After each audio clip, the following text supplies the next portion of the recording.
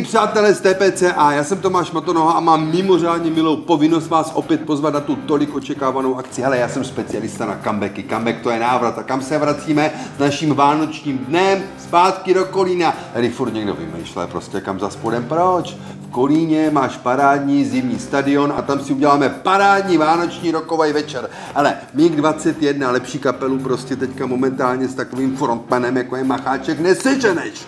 Horký, že slíže.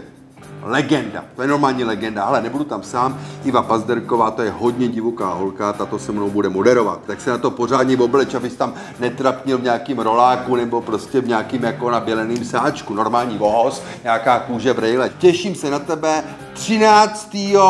prosince. Já osobně přijedu na Harley.